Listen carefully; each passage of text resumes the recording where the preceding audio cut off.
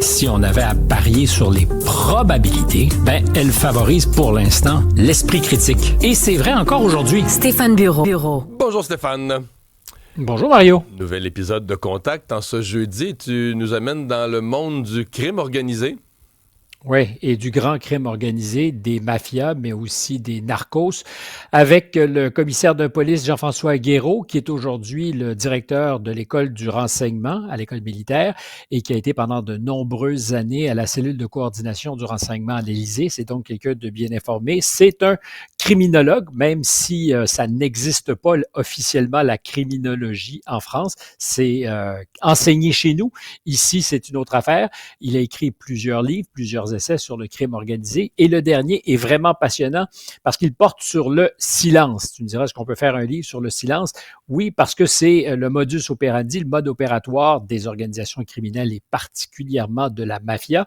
Pendant de nombreuses années, décennies, on disait même que les mafias n'existaient pas en Italie, des organisations secrètes qui non seulement réussissaient au sein de leur rang à imposer le silence, mais faisaient en sorte aussi d'imposer le silence sur les secteurs de la société où ils agissaient. Et c'est là probablement que c'est le plus pervers, c'est quand tu réussis à faire en sorte que c'est ni vu ni connu, personne ne parle de toi, personne ne veut parler de toi, ou parce qu'on est complice, ou parce qu'on a peur, jusqu'à ce que des collaborateurs de justice se mettent à table, c'était dans les années 80, mais la loi du silence, elle est aujourd'hui encore opérante chez les vraies organisations criminelles, des organisations qui ne cherchent pas la publicité, qui veulent simplement exercer le pouvoir, mais sans jamais, évidemment, l'incarner. La question est de savoir qui tire les ficelles dans ce cas-là. C'est une des affaires que j'ai tenté de mieux comprendre en sa compagnie. Je te propose d'abord un extrait. Il faut accepter que le crime organisé, ça n'est pas uniquement des questions folkloriques, ce sont de véritables pouvoirs qui ne cherchent pas le pouvoir pour le pouvoir, être élu, Vous le dites, etc. d'ailleurs. Voilà, c'est pas leur sujet. Ils veulent l'exercer, mais à distance. Voilà, tout simplement pour obtenir un capital d'impunité et d'immunité, ni plus ni moins. Ça n'est que ça. Et c'est ça que l'histoire du crime aux États-Unis et en Italie nous a montré, c'est que assez rapidement, on peut avoir des inversions de souveraineté sur des territoires, mais de manière silencieuse et invisible. C'est-à-dire que vous avez toujours en apparence des pouvoirs légaux, l'État, la commune, etc. Mais tout ça a été vidé de sa substance, de manière lente et invisible, parce que des pouvoirs qui sont en coulisses ont les capacités, ou par l'argent, ou par l'intimidation, à exercer leur impérium silencieux. Et là, fort intéressant, oui. mais oui. Inquiétant. Aussi, L'impérium parlant de ce qui était, silencieux. parlant d'inquiétude, est-ce que les Vénézuéliens ont raison d'être inquiets? Parce que la question se pose. Beaucoup de choses qui se sont déroulées à peu près en même temps, de façon synchronisée ou pas, parce que est apparue en Norvège hier la récipiendaire du prix Nobel de la paix, Mme Machado. Bizarrement, quelques minutes, heures après la cérémonie officielle, c'est comme si elle a su s'exfiltrer du Venezuela, partir à destination pour le prix, pour la cérémonie. Mais pas à temps. Sa fille l'a représentée, mais pas à temps. Elle est apparue au balcon de son hôtel peu après minuit pour saluer les gens qui étaient là pour la voir, parce qu'on soupçonnait qu'elle apparaîtrait éventuellement. Mais c'est très bizarre et mystérieux pour moi qu'on ait pu organiser une pareille exfiltration, mais de ne pas être à l'heure pour la cérémonie. Je n'ai pas d'explication, sinon que la question pour moi se pose. Elle venait des États-Unis. On l'avait vu la dernière fois le 9 janvier. On disait, elle affirmait qu'elle était toujours sur le territoire national vénézuélien. C'était important pour elle de mener le combat chez elle, pas à distance, même s'il y a des gens qui mènent ce combat en dehors du Venezuela parce que la répression est absolument implacable. Elle arrivait de Bangor, dans le Maine. On sait que l'avion qui l'a mené en Norvège partait des États-Unis. On peut penser, et c'est lié à tous ces mouvements synchronisés, que l'administration, d'une manière ou d'une autre, a joué un rôle pour faciliter peut-être sa sortie du Venezuela et pour faciliter ensuite son vol jusqu'en Norvège. Le même jour, un pétrolier était arraisonné au large des côtes du Venezuela. Ce n'est pas un pétrolier vénézuélien, mais qui transportait, on le soupçonne, quantité importante de pétrole vénézuélien, qui était dans le collimateur des autorités américaines depuis 2022, du département du Trésor et de son Office of Foreign Asset Control. c'est une organisation, quand on parle de sanctions économiques, je te dirais que peut-être plus redoutable que toutes les autres agences dans le monde, c'est le Trésor américain. Quand ils décident de squeezer un pays ou quelqu'un, ils ont les moyens. Ils sont capables d'intimider, c'est le cas de le dire, les grandes institutions bancaires, les réseaux financiers mondiaux. Mais là, c'est une opération militaire qui a été menée par le département de la justice. C'est quand même un autre niveau. Jusqu'à maintenant, on s'en était pris à des bateaux en disant ils amènent de la drogue dans notre pays, c'est inacceptable. Bon, là, je comprends qu'il y a des sanctions économiques contre le pétrole, mais c'est quand même, c'est un bateau, c'est un pétrolier, là. C'est quand même un autre niveau. Oui, c'est un autre niveau, comme je te dis, qui était déjà dans le collimateur parce qu'on soupçonnait que ce bateau transportait des cargaisons pour des pays visés par des sanctions économiques, pour ne pas les nommer, l'Iran et du point de vue des Américains aussi le Venezuela. Donc, pourquoi avoir agi hier?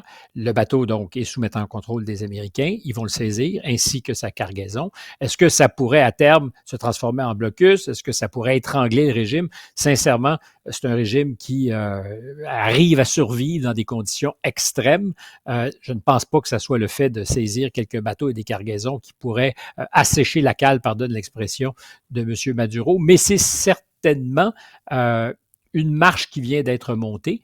Et si je te parlais de Mme Machado qui est en Norvège pour recevoir son prix Nobel, évidemment, elle est dans l'actualité, mais la vraie question qui se pose, c'est est-ce qu'on est en train d'assister à un changement de régime? Alors, il y a plein de bonnes raisons de penser que les élections ont été truquées la dernière fois et que celui qui la représentait, elle, M. González, parce qu'elle n'avait pas le droit de se présenter aux élections, donc elle avait quelqu'un qui, dans les faits, était son représentant, qui vit aujourd'hui en exil.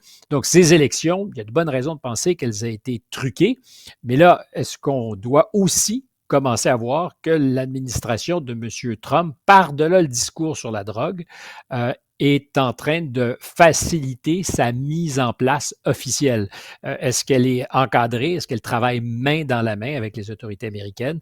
Et quel sera le prix à payer pour qu'elle revienne au pouvoir? Est-ce que c'est une guerre larvée? Alors, d'un côté, tu as le prix Nobel pour le travail de résistance que tu fais, et ensuite, c'est la manière avec laquelle on peut te ramener au pouvoir et qui peut-être n'est pas en parfaite concordance avec l'esprit du prix Nobel. Et Stéphane, il faut absolument que tu nous expliques, je sais que ça a inquiété des gens, on en a parlé hier, cette nouvelle qui a été publiée par les États-Unis, cette nouvelle procédure par laquelle on demanderait à une personne qui entre sur le territoire de rendre disponible les 5 dernières années de ses réseaux sociaux, tous les courriels, toutes les adresses courriels que tu aurais eu à ton nom dans les 10 dernières années. Comment on va, le numéro de téléphone aussi, comment on va vérifier ça? Qu'est-ce qu'on va faire avec ça? Qu'est-ce qu'on veut?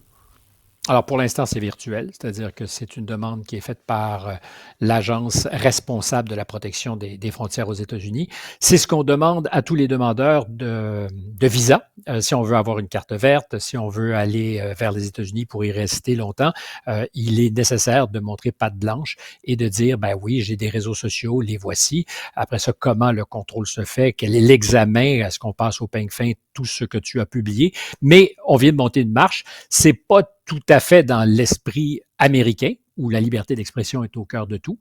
Donc, l'idée que tu aies posté une caricature, une photo ou une opinion qui serait contraire à ce qui est en ce moment souhaitable aux États-Unis ne devrait pas être un enjeu. Je dis qu'il y a 2 facteurs qui ont accéléré tout ça, qui sont peut-être des prétextes instrumentalisés.